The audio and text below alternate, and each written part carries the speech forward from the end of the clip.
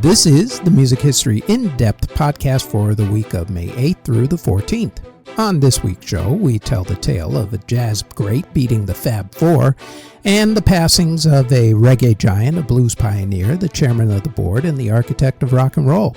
We end up by celebrating the birthdays of the leader of a rock and roll band and two piano men, including one whose nickname is the Piano Man.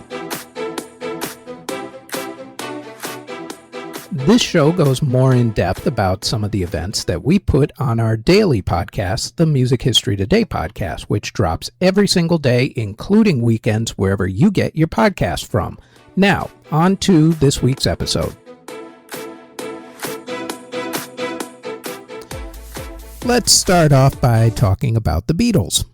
When the Beatles burst upon the scene in America in February of 1964, America really needed a morale booster. The country was still reeling from the assassination only 3 months earlier of President John F. Kennedy Jr., and while the Vietnam War had not taken over the evening news at that point, Martin Luther King Jr. and the Civil Rights Movement had. The country was in the beginning of pulling itself apart, just in case you kids think that the events of today have never ever taken place before. Yeah, they have, just in a different form. Now, enter into the fray the Beatles. With their fresh sound and their good looks, they quickly captured the imagination and hearts of millions. Remember now, these are the mop-top Beatles, not the rubber sole Sgt. Pepper Beatles. At this particular time in their career, they were basically a boy band who played teeny bopper music. But it was great teeny bopper music, and they were a humongously successful band even in the beginning. By February 1964, they had held the number one spot on the top 100 Billboard singles chart with I Wanna Hold Your Hand, and they did not let that spot go. They followed it up with consecutive number ones, as a matter of fact, and had at one point the top 5 songs on the chart for that particular week and had 14 songs in the top 100. There was no stopping these guys. The British invasion had begun in force. So, who could possibly stand up for America and reclaim America's supremacy, at least on the pop charts? The answer actually came from a very unlikely source. Enter into the arena one Louis Armstrong. This time in his career, Louis's legacy as a jazz pioneer and quite possibly the greatest jazz artist to ever live had been cemented in history. His songs at this point in life had less to do with his breakthrough jazz hits at the early part of the century. In fact, Louis was pretty much considered an elder statesman at this point and was mainly doing light standards, not exactly songs that were going to storm up the pop charts. Yet, one of his standards actually caught the attention of the public, and it was perfect timing. The Broadway musical Hello, Dolly had just opened up, and it was really popular right out the gate. It actually opened up on Broadway on January 16th, the Beatles hit on February 9th, and now the title song for the Broadway musical was actually sung originally by the late great Carol Channing, but the producers of the musical had actually gotten Louis to sing a version of the song to help promote the show. That particular version became a huge hit, and on May 9th, 1964, Louis Armstrong's version of the song Hello, Dolly topped the Billboard singles chart and thus finally ended the Beatles' dominance on that chart. It also became the biggest selling song of Louis Armstrong's career, which is kind of sad when you think about it, considering how many great jazz songs that he had and how mammoth his imprint was on 20th century music as a whole. Louis Armstrong breaking the Beatles' hold on the Billboard number one spot, on the singles chart at least, on May 9th, 1964. Now, to the first of a few huge passings for this week. First off, he is called the architect of rock and roll. He is called that because of his style of rock and roll, combined with gospel and blues, heavily influenced other genres such as R&B, funk, and soul music. He was boisterous, flashy, and extremely energetic. He was a piano player, a singer, a songwriter, and an actor. His style was unapologetic, controversial, and flashy. He influenced a ton of artists, everybody from James Brown to Michael Jackson, the Beatles, and Prince, among many others. Jimi Hendrix actually played guitar in his band before Jimi left and formed the Jimi Hendrix Experience.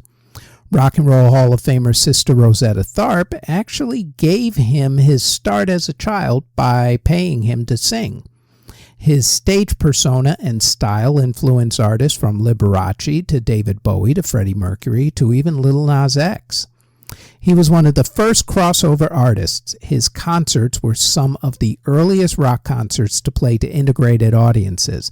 And although he was one of the first artists to cross racial barriers, he's also one of the first victims of whitewashing, where white artists took his songs and made them into bigger hits for themselves for mainstream audiences.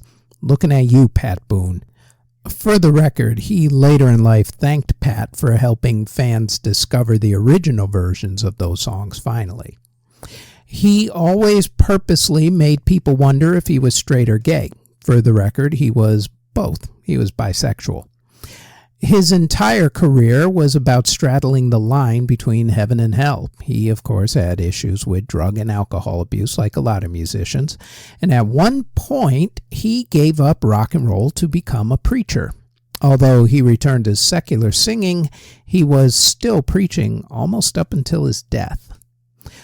Along with induction into the Rock and Roll Hall of Fame, he's also been honored by or inducted into the Songwriting Hall of Fame, the Recording Academy, the Rhythm and Blues Foundation, the National Museum of African American Music, the Georgia Music Hall, the NAACP Image Awards, the Blues Hall, and the Louisiana Hall of Fame. He's on the Hollywood, Music City, and Apollo Theater Walks of Fame.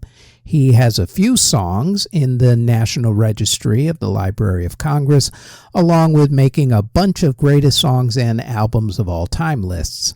Rolling Stone actually has him as the 8th greatest artist of all time. He has 15 studio albums, 3 live albums, 11 compilation albums, and released 80 singles. His career started in 1947. His last recording was made in 2011. He passed away on May 9th, 2020. Some of his biggest hits include Lucille, Tutti Frutti, and Long Tall Sally. He is Richard Wayne Penniman, better known to everybody else as Little Richard, who passed away on May 9th, 2020 at the age of 87. Next, this man had many nicknames: The Voice, the Sultan of Swoon, and the Chairman of the Board, being chief among them. Francis Albert Sinatra was born in Hoboken, New Jersey on December 12, 1915. He transcended the boundaries of singer and actor to become a cultural icon. Sinatra's childhood was a mix of blue-collar grit and artistic influence. His father, a firefighter, and his mother, a homemaker, instilled in him a very strong work ethic and an extreme love for music. Young Frank was particularly drawn to the crooners of the era, especially Bing Crosby, whose smooth vocals would become a major influence upon him. In 1935, Sinatra's life took a pivotal turn when he won a local talent show. This launched him into the world of small-time bands, where he honed his vocal skills and stage presence. You always got to start somewhere. He quickly gained a following for his charismatic performances and his ability to connect with audiences on an emotional level. By the early 1940s, Sinatra had caught the attention of bandleader Harry James. Joining James's band in 1939 proved to be a breakthrough for him. Sinatra's soaring vocals on hit songs like All or Nothing at All and It Started in Tokyo catapulted him to national fame. He became the idol of a generation of teenage girls known as Bobby Soxers, who screamed with devotion at his concerts. This period also marked Sinatra's foray into film. He appeared in several musicals, including Higher and Higher in 1943 and Step Lively in 1944, further solidifying his heartthrob status. However, Sinatra's ambitions went beyond teenage idol worship. He wanted artistic recognition and the chance to showcase what he could really do. In 1946, Frank Sinatra embarked on a solo career. This proved to be a gamble at the time. Big bands were on the decline, and some actually questioned whether Sinatra's popularity could translate beyond the fleeting teeny boppers stage, as it were. However, Sinatra, of course, defied expectations. His debut album, The Voice of Frank Sinatra, was a commercial success, and his recordings with Columbia Records produced a string of hits like Strangers in the Night and Fly Me to the Moon. Sinatra's vocal style further matured during this period. He moved away from the energetic crooning of his early days and embarked on a more intimate, nuanced approach, we'll say.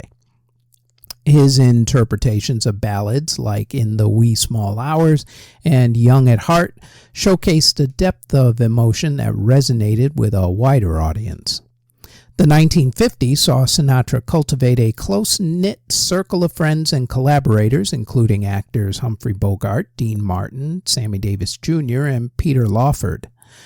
This group, dubbed the Rat Pack, became synonymous with cool sophistication and, of course, Las Vegas glamour.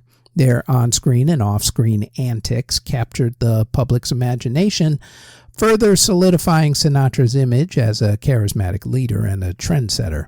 His love life was as legendary as his career, with marriages to actresses Mia Farrow and Ava Gardner, along with love affairs with, among many others, and I do mean many, many others, Marilyn Monroe, Lana Turner, Lauren Bacall, and Juliet Prowse. Sinatra's film career also flourished in the 1950s. He garnered critical acclaim for his dramatic acting in films like From Here to Eternity in 1953, which earned him an Academy Award for Best Supporting Actor. He continued to impress with his versatility, starring in musicals like Guys and Dolls in 1955 and crime thrillers like The Manchurian Candidate in 1962. Sinatra's career experienced a downturn in the late 1950s, actually. Public scandals involving his tumultuous personal life and alleged ties to organized crime tarnished his image. Additionally, the rise of rock and roll threatened to make his brand of traditional pop music seem a little outdated. However, Sinatra, ever resilient and ever the fighter, refused to be sidelined. For instance, he formed his own record company called Reprise Records and staged a remarkable comeback in the 1960s. Albums like Songs for Swingin' Lovers in 1956 and Francis Albert Sinatra and Antonio Carlos Jobim in 1964 showcased his willingness to adapt and experiment with new sounds. He also continued to deliver critically acclaimed film performances, including that role in The Manchurian Candidate, which is actually considered to be one of his finest. The 1970s and 80s saw Sinatra continue to tour and record, although at a less frenetic pace. His voice, though slightly weathered by time, retained its power and expressiveness, even up to that point. He remained relevant, showing up in movies like Cannonball Run 2, along with guest spots on the TV shows Magnum P.I. and Who's the Boss. Towards the end of his life, he was constantly in and out of the hospital being treated for everything from high blood pressure to bladder cancer. Frank Sinatra passed away from a heart attack while in the hospital on May 14, 1998, at the age of 82. His final words were reportedly, "I'm losing." His wife Barbara was at his side. In his career, Frank Sinatra released 59 studio albums, 2 live albums, 8 compilation albums, 297 singles, and has 75 different credits as an actor. He received a Kennedy Center honor, a Presidential Medal of Freedom, a Congressional Gold Medal, 11 Grammy Awards, and has been called one of the most influential entertainers not just of the 20th century, but in all of history. The death of 20th century icon Frank Sinatra on May 14th, 1998. Next, B.B. King was born Riley B. King on September 16, 1925, on a Mississippi cotton plantation.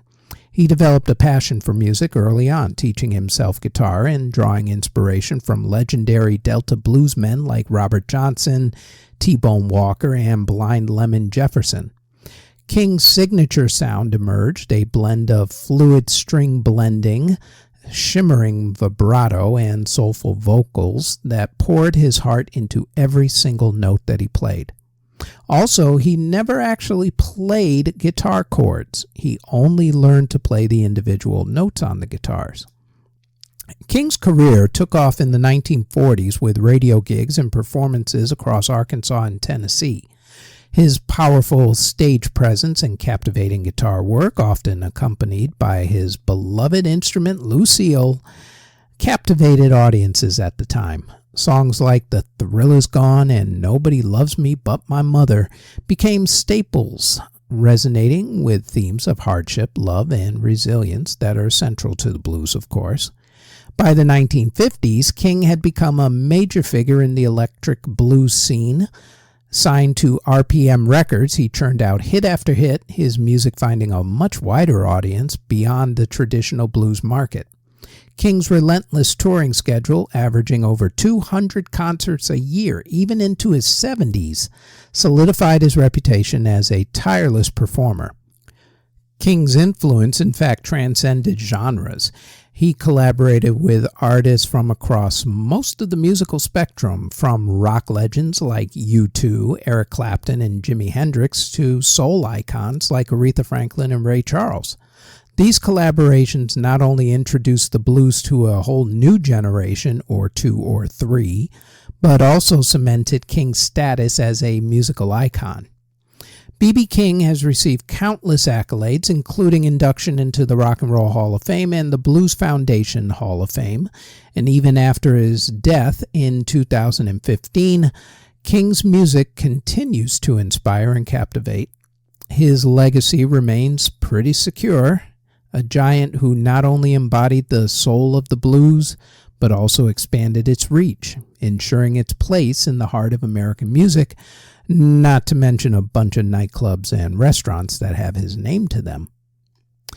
The death of Rock and Roll Hall of Famer and blues icon B.B. King on May 14th, 2015.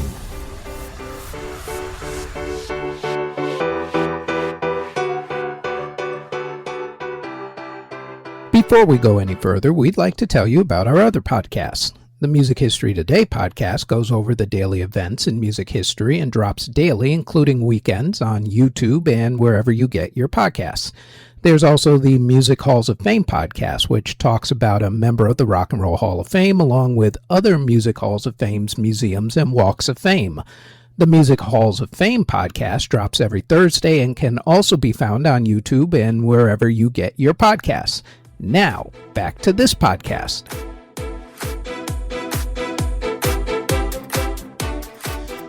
Bob Marley was born on February 6, 1945, to a younger black Jamaican mother and a much older white British military captain.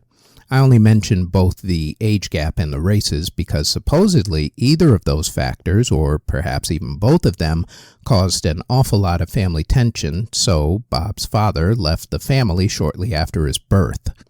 Raised primarily in 9 Mile, St. Anne's Parish, Bob's mother gave him a life that was grounded in Jamaican traditions, as 9 Mile offered a very peaceful environment. Bob spent his days playing in the fields, learning about agriculture from his grandfather, Omaria, who was a respected Mile man, or healer as it's known in Jamaica, with knowledge of African herbal traditions. This early exposure to African spirituality would later influence Bob's Rastafari beliefs.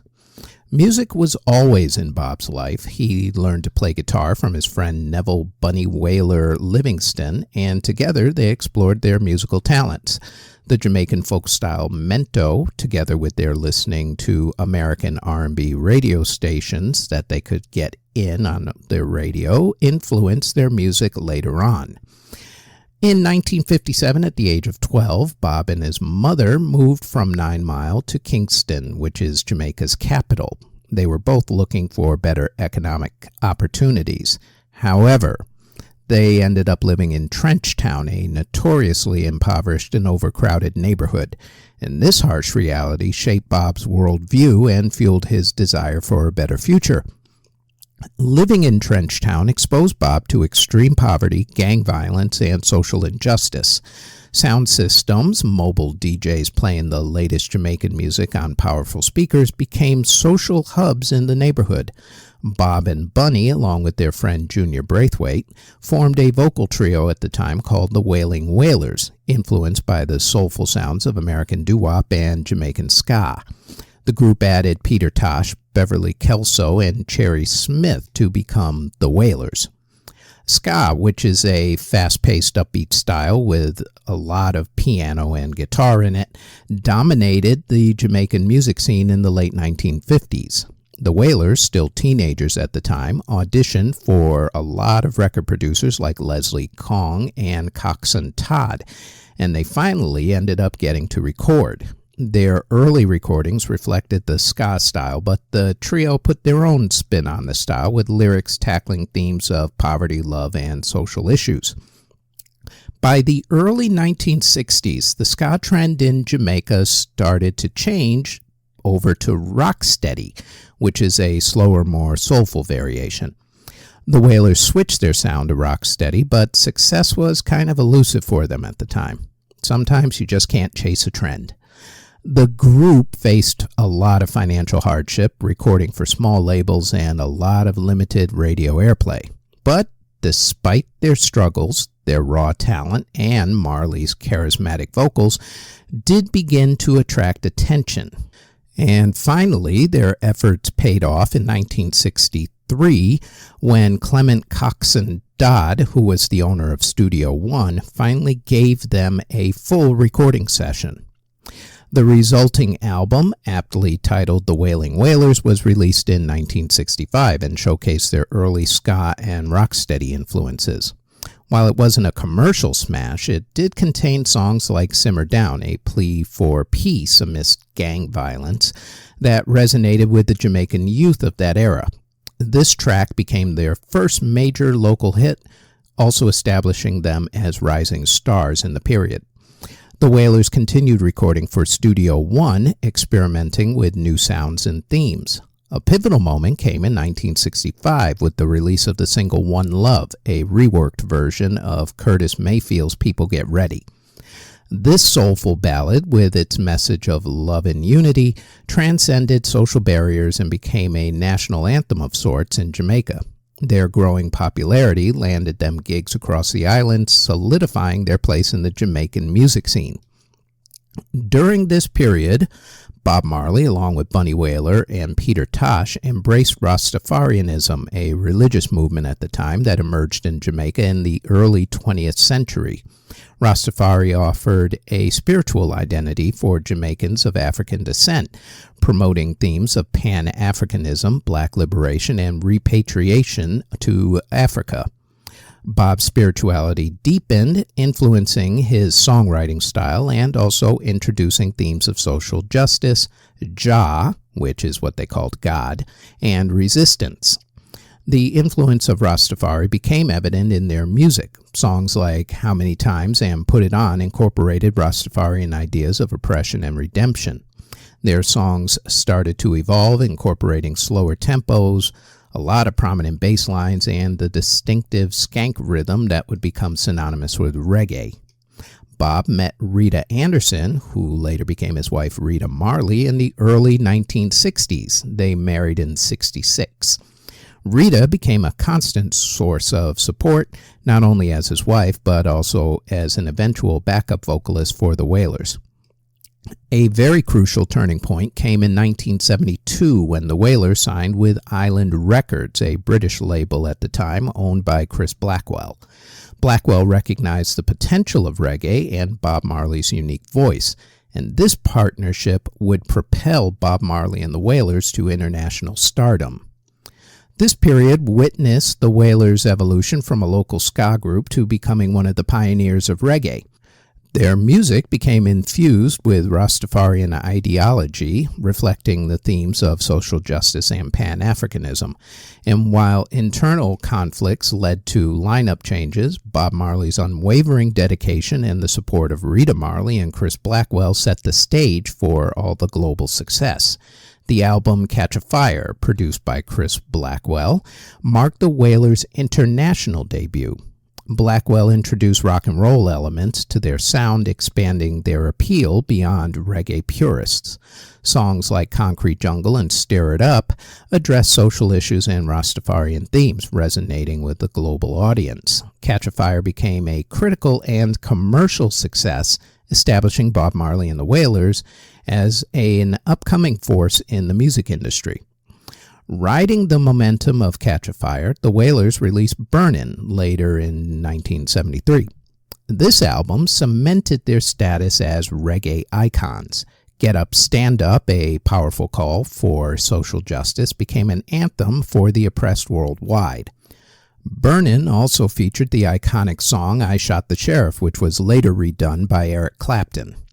These albums showcased the perfect blend of reggae rhythms, Bob's soulful vocals, and politically charged lyrics, capturing the hearts and minds of the audience. But despite their new success, financial constraints were a constant source of tension. Unequal pay distribution and a lack of control over royalties caused friction within the group. Bob's charisma and songwriting naturally placed him at the forefront of the group. But this shift in power dynamics created a lot of resentment, particularly for Peter Tosh, who also harbored leadership aspirations of the group. This all came to a boil in the mid-1970s. Bunny Wailer, seeking greater artistic control and being frustrated by all those financial issues with Island Records head Chris Blackwell, left the Wailers to pursue a solo career. This actually ended up being a significant loss, as Wailer's harmonies and his songwriting talents were integral to the group's sound. Shortly after Wailer's departure, Peter Tosh's clashes with Bob Marley over musical direction and the band's leadership escalated. Tosh felt Bob was steering the band away from their roots towards a more commercial sound, and his frustration culminated in his departure in 1974. Leaving Bob Marley as the undisputed leader of the group now. Bob, though, remained committed to the music. He just ended up forming a new lineup with recruits including Rita Marley, his wife, along with new backing singers. This new lineup became known as Bob Marley and the Wailers, the group you now know today. And while they were all talented musicians, they lacked the long-standing camaraderie and the creative spark of the original group back when they had Bunny Wailer and Peter Tosh. Throughout the 1970s, Jamaica was plagued by political violence between rival political parties, the PNP, the People's National Party, and the JLP, which is the Jamaica Labour Party. Bob Marley, despite his Rastafarian beliefs in nonviolence, found himself caught up in the middle of this whole thing as both parties attempted to use his popularity for political gain. In an attempt to promote unity and reconciliation, Bob Marley organized the historic One Love Peace Concert, which was held in 1978. The concert brought together the leaders of both political parties on stage, a very significant symbolic gesture in a nation divided by violence. And while the concert didn't completely quell the political unrest, it stood as a powerful testament to Bob Marley's commitment to peace and social justice. Unfortunately for Bob, it also caused violence in his own life. On December 3rd, 1976, just before the concert was to take place, gunmen broke into Bob's home and attempted to kill him. Bob received minor wounds, but his wife Rita and the group's manager Don Taylor received serious wounds. Bob still ended up playing at the concert, but he was backed up by the local band Zap Pow, as the rest of the Wailers had gone into hiding because of the violence. After the concert, Bob himself left Jamaica for both the Bahamas and then eventually England, staying away from his homeland for 2.5 years. Bob wasn't the only member of the band who had to deal with all the violence. On June 9, 1999, Junior Braithwaite, along with musician Shaka, were killed in a home invasion when gunmen entered Shaka's home. On September 11, 1987, Peter Tosh's home was invaded by 3 gunmen who tortured him, trying to extort money out of him. Peter had several people in the house at the time, and one of the men was someone that Peter had tried to actually help out in the past. When Peter told the gunmen that he didn't have any money, even after all the torture, the gunmen became frustrated and began shooting. Peter Tosh was shot twice in the head and died. He was 42 years old at the time. His friend, who led the gunmen, blamed it on a night of drinking, but still, he was found guilty and was later executed. In 1977, Bob Marley and the Wailers released Exodus, considered their magnum opus. The album explored themes of love, loss, and liberation, and tracks like Redemption Song and Waiting in Vain showcased Bob's introspective songwriting and soulful vocals. Exodus topped the reggae charts in the UK and received widespread critical acclaim, further solidifying Bob Marley's global superstar status. 1978's album Kaya offered a lighter, more relaxed vibe compared to Exodus, focusing on themes of love and marijuana use. The album resonated with a specific audience, but wasn't as commercially successful. Despite all of this, though, Bob Marley and the Wailers still embarked on relentless touring. In 1977, Bob noticed a dark spot developing under his big toenail. Initially, he dismissed it as a soccer injury, a sport he absolutely loved to play and would play at any given moment, even during touring. However, upon closer inspection, a doctor in 1978 diagnosed him with acrolentiginous melanoma, which is a rare and very aggressive form of skin cancer.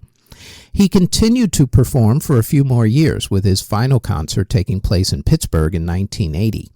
Despite his declining health, he still remained committed to playing his music and getting his message out there. The standard treatment for acrolentiginous melanoma is surgical removal of the affected area. In Bob Marley's case, that would have likely involved amputating his toe. Deeply rooted in Rastafarian beliefs, though, Bob Marley was hesitant about amputation, which he viewed as a mutilation of the body.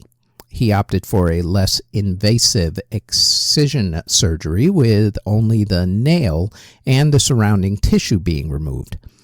Unfortunately, this approach didn't actually address the potential spread of all the cancer cells. Bob sought alternative treatments, including exercise, vitamins, and even ozone therapy, in the hopes of curing his cancer. And while these approaches may offer some general health benefits, they actually still haven't been proven effective in treating melanoma. Bob Marley's continued reliance on alternative therapies and his refusal for further conventional medical treatment allowed all that cancer to finally spread. By 1980, his health had deteriorated significantly. Still, he and his band forged on and embarked on a tour in support of their album Uprising. They played 2 shows at Madison Square Garden in New York City. But while jogging in Central Park during a morning off from the New York City concerts, Bob collapsed and he was rushed to the hospital. And it was there where doctors discovered that the cancer had spread to his lungs, brain, and liver. He played his final concert at the Stanley Theater in Pittsburgh, Pennsylvania on September 23, 1980. After that, the group canceled the rest of their tour dates while Bob went on a final attempt at alternative treatment in Germany. Sadly, his health continued to decline, forcing him to return to Jamaica. Tragically, he never made it alive to Jamaica. His condition became critical during a flight from Germany to Jamaica, and the plane was diverted to Miami, Florida. Upon landing in Miami, Bob was rushed to the hospital. His final words were reportedly to his son Ziggy Marley, who had met him at the hospital. The words? Quote, "On your way up, take me up. On your way down, don't let me down." End quote. Bob Marley was pronounced dead on May 11, 1981. He was only 36 years old at the time.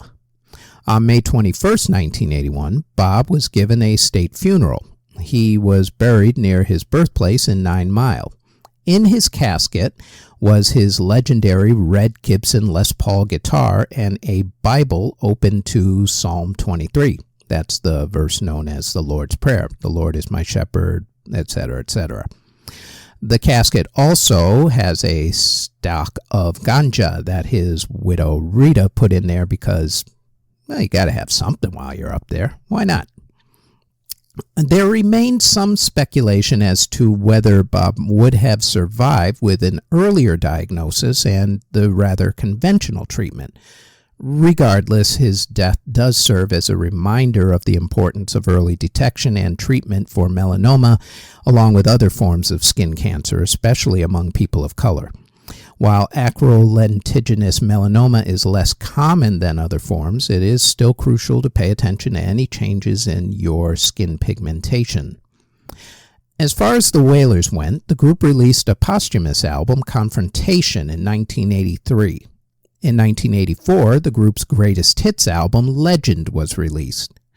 Legend remains the best-selling reggae album of all time to this very day, and is probably, more than probably, the only reggae album that people who swear that they love reggae music actually own or even know about.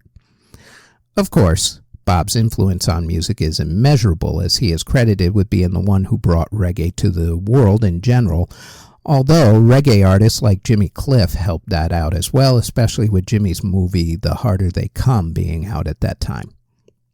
Groups like The Police took reggae and mixed it with other sounds to create their style, while ska music took over Great Britain, first in the 60s and then again in full in the 1980s.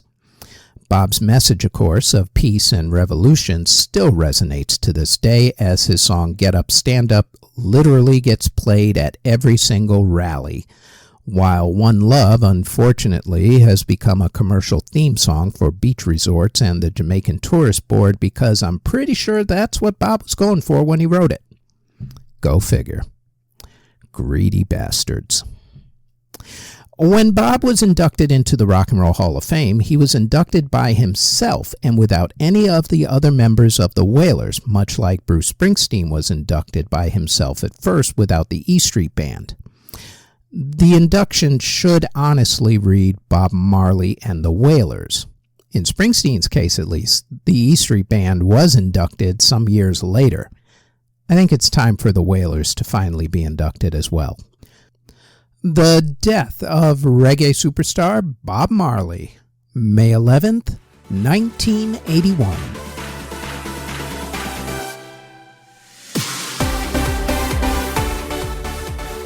Time to end this extra busy episode on a happy note by celebrating the births of 4 different Rock and Roll Hall of Famers. Let's start with the birthday of blues great Robert Johnson. Robert Johnson is one of those artists who it's really tough to tell fact from fiction. That's because not a lot of his life was documented. In death, he has really obtained legendary, almost mythical status. Here's what is known about him. Robert Johnson was born on May 8, 1911 in Mississippi. In 1929, he was married, but his wife died soon thereafter while giving birth to their child. It was at that point that Robert decided to become a blues guitarist. He fathered a child with another woman and married yet another one who again died while in childbirth. From 1932 to 1938, Robert helped to develop and define the Delta Blues by playing every juke joint from Memphis, Tennessee, all the way down the Mississippi River. Robert was quite the ladies' man, with literally a woman in every city, with none of them knowing about the other ones.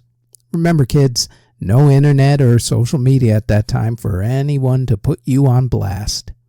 Or, as some people I know would say, the good old days.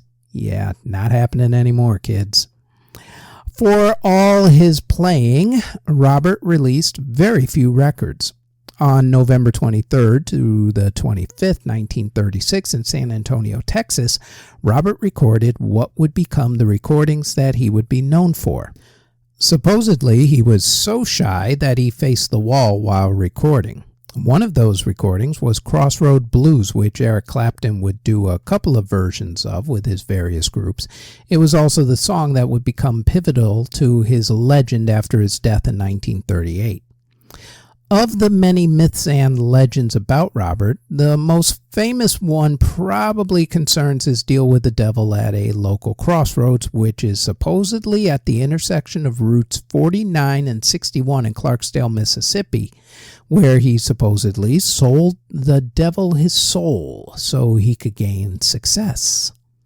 There's even a statue where the event supposedly took place. Robert's friends and relatives have said that he made the deal with the devil by playing secular blues music instead of gospel, and that his wives dying while in childbirth was punishment for that. There was even talk by locals that Robert got his gift by going to grave sites at night and becoming infused with the talent of the dead. All right, while it's a great story and extremely debatable, it did lead to that great song called Crossroad Blues, which was done by Robert, probably more famously done by Eric Clapton and also Cream, and they just kept it to Crossroads.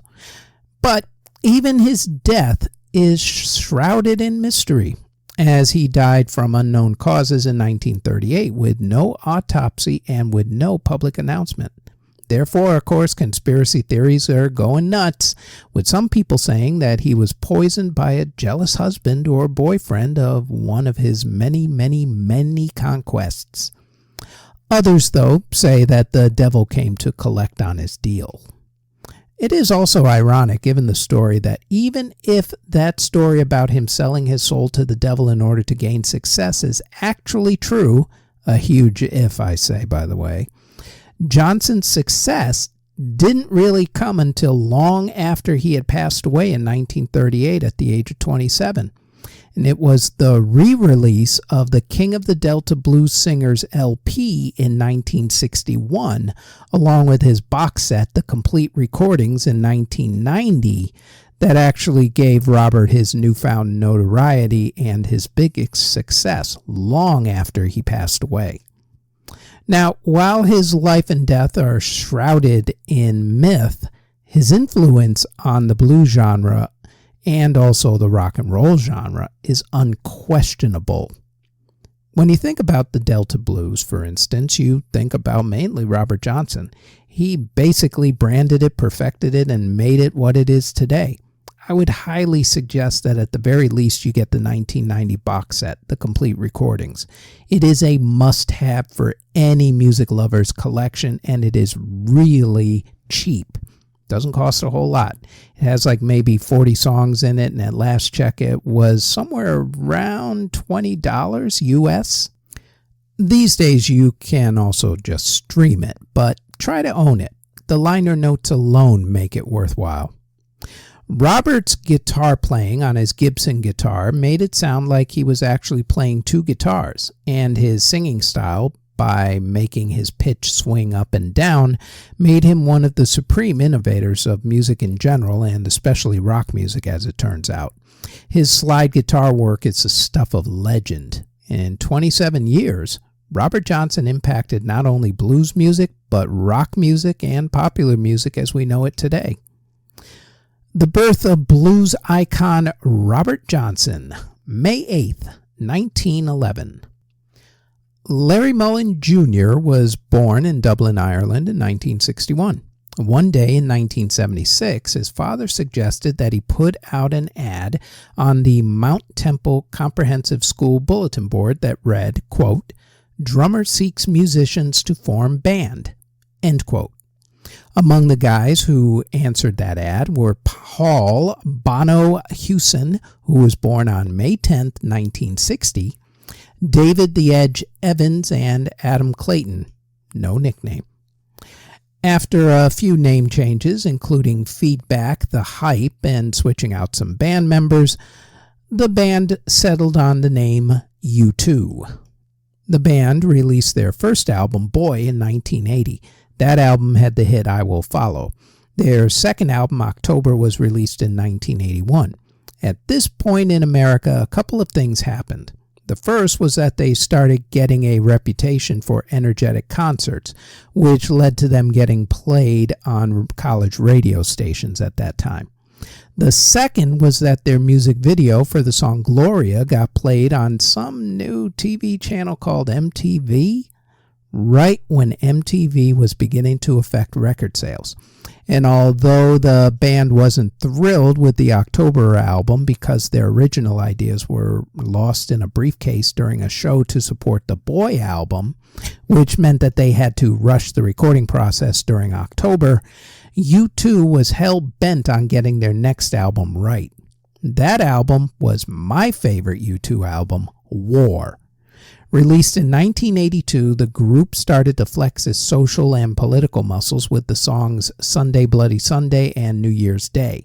At that point, they also started playing bigger stadiums and festivals, including memorable concerts at the US Festival, where Bono climbed onto the top of the stage rigging, and Red Rocks Amphitheater, which was turned into the live EP Under a Blood Red Sky. In 1984, U2 released The Unforgettable Fire, which had the hit Pride in the Name of Love. By now, U2 was transitioning from a college rock band into a stadium act. In 1985, they played Live Aid, where they did a 12-minute version of their song Bad, during which Bono danced with a member of the audience in one of the more memorable performances from that concert festival. Album number 5 was when they hit superstar status. The album The Joshua Tree began their experimentation with American blues, gospel, and folk. The album contained hits I Still Haven't Found What I'm Looking For, With or Without You, Where the Streets Have No Name, and Bullet the Blue Sky. The album won them a number of Grammy Awards. They followed that album up with the album and concert movie Rattle and Hum. Driven by the song Desire, the album sold 14 million copies worldwide and also had the hit When Love Comes to Town with the aforementioned B.B. King. That was where that collaboration came in. In 1991, after taking some time away from each other due to band tensions, of course, U2 went electronica for their next album, Achtung Baby. That album had The Fly, Zoo Station, Mysterious Ways, and One. The album won them a lot of awards, including a Grammy Award, and spawned a huge tour, the Zoo TV Tour, during which Bono came out on stage in various characters. Their next album, Zootopia, continued the electronica trend. They also did a song for the Batman Forever soundtrack called Hold Me, Thrill Me, Kiss Me, Kill Me. Then did an experimental album with Brian Eno called Original Soundtracks 1. Their next album, Pop, was, by their own admission, one of the worst albums they ever made, although there were a couple of good songs on it. The boys came back strong with All That You Can't Leave Behind with Beautiful Day and Elevation. During the tour to support the album, the September 11th attacks happened. The group played a concert at Madison Square Garden in New York City in October of 2001, followed by the halftime show at the Super Bowl in 2002, where the names of the victims of the attack were scrolled down on a video screen. After that, U2 released How to Dismantle an Atomic Bomb. That album took home 8 Grammy Awards. After that came the albums No Line on the Horizon, Songs of Innocence, and Songs of Experience, which had to be delayed by a year while they rewrote the album to fit the new nationalistic world that we tend to currently still be living in. While there were no hit songs from the album, the group is still a huge concert draw, playing multiple sold-out concerts worldwide, including a residency in the brand new Sphere in Las Vegas this past year. U2 has sold more than 170 million albums and has won the most Grammy Awards by any band. Currently, that number is 22. Meanwhile, Bono has become a world-renowned philanthropist and humanitarian, working on, among many projects, debt relief for African nations. Rock and Roll Hall of Fame band U2's frontman Bono, born May 10th, 1960. Stevie Wonder was born Steveland Hardaway Morris on May 13, 1950. He was born 6 weeks premature, which led to him having retinopathy of prematurity, which is just a nice way of saying that it left him blind since birth. Wonder's musical talent blossomed at a young age. By the time he was 9, he had mastered the harmonica, piano, and drums. Wonder's talents caught the eye of Ronnie White from the group The Miracles, who introduced him to Motown Records founder Berry Gordy. Signed at the age of 11 to Motown, Wonder was given the stage name Little Stevie Wonder. His early career was characterized by a soulful voice and energetic harmonica playing, which was evident in his first hit single, 1963's Fingertips Part 2. Throughout the 1960s, Stevie Wonder churned out a string of Motown hits like Uptight, Everything's All Right in 1965, and My Cherie Amour in 1968. On May 13, 1971, Stevie Wonder turned 21, but something else happened that day. His contract with Motown Records expired. He had been under his Motown contract since the age of 11. He and his mother had signed 2 5-year contracts, during which Stevie was given a weekly stipend to cover expenses, and his royalties were held in a separate account until he was 21. This also meant that Stevie became part of the Motown assembly line. He was told what to wear and what to sing. That meant that he didn't have any artistic freedom. Once he turned 21 on that date, it not only meant that all of his royalties became his, it also meant that it was time to renew his contract. But instead of renewing his existing contract, he let it expire so he could negotiate a new contract. He got 2 things out of this extraordinarily large contract. The first was a much higher royalty rate than he was getting before. The second, and most important to him, was that he got more artistic freedom, as he wanted to write more songs that had social and political themes to them. This artistic freedom idea was not new to Motown by that point. Marvin Gaye also won that right and would put out his iconic album, What's Going On, around the same time period. This would also mark a change for Motown, which normally put out albums that had a few hit singles and a bunch of fillers, as they say. Stevie started to use his newfound artistic freedom with the help of his soon-to-be longtime collaborators Robert Mengeleff and Malcolm Cecil. The collaboration between the 3 men would produce what would be considered Stevie's classic album period. Their first result was the early 1972 album Music of My Mind, which was his 14th album overall. Stevie immediately followed that album up with his 15th album, Talking Book. Talking Book utilized the use of synthesizers to add funk to his music and helped synthesizers cross over into mainstream music. Stevie also wanted this album to appeal to all audiences, not just R&B audiences, so he did something that at that time was considered extremely rare. He toured with a rock group, specifically as an opening act for the Rolling Stones. The plan worked. When Talking Book was released on October 28, 1972, the album not only went to the top of the R&B charts, helped by the strength of the song Superstition, but it also went to number 3 on the Pop Albums chart. The album went on to be nominated for multiple Grammy Awards, where it received some competition, ironically, from Stevie's next album, which was released not too many months after Talking Book, Inner Visions, which became a huge hit as well. What followed were classic albums like Songs in the Key of Life, Hotter Than July, and In Square Circle. His last official album was 2005's A Time to Love.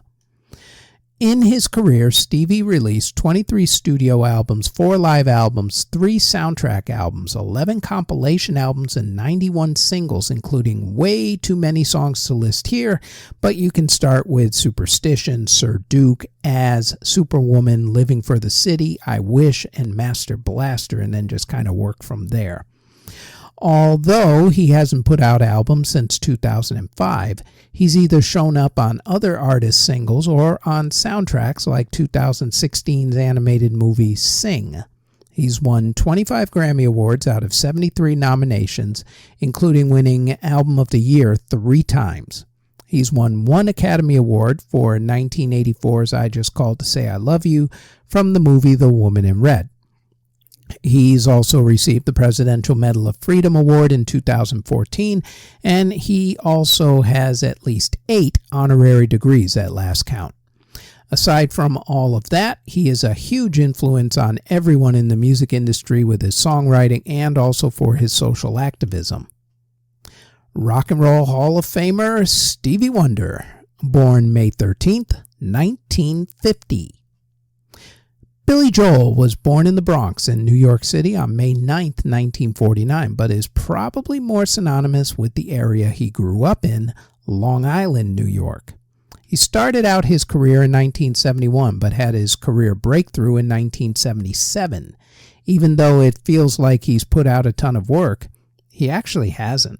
He's only put out about 13 albums, his last being an album of classical compositions, although he does have a new album finally coming out this year, 2024. He's also put out 5 live albums and is still a big concert draw, including doing a monthly residency at Madison Square Garden in New York City, which is about to end, and probably within the next couple of months. He's had 33 top 40 hits, but a lot of his songs that didn't chart are considered classics and are classic rock music staples. He's won 5 Grammy Awards, including Album of the Year, Song of the Year, and Record of the Year. He also has won pretty much every single major Lifetime Achievement Award that you can think of, including a star on the Hollywood Walk of Fame.